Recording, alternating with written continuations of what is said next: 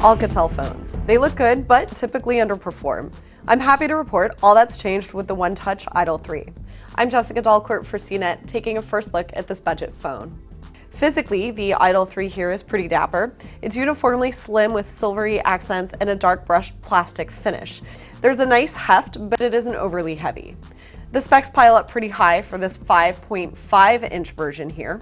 You get a 1080p HD screen and Android 5.0 Lollipop. There's also a 13-megapixel camera on the back and an 8-megapixel camera on the front. Low-light shots are pretty terrible if you aren't using flash, but in well-lit conditions, the photos are actually pretty good.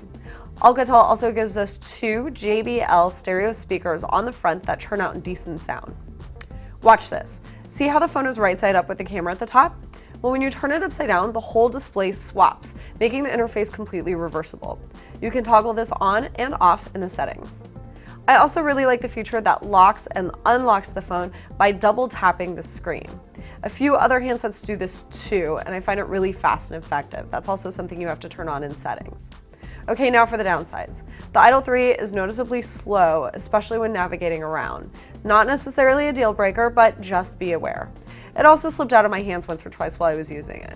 If you've used other phones, you'll also have to train yourself to Alcatel's custom Android layer, like figuring out how to review a picture you just took in the gallery. It's just not very intuitive.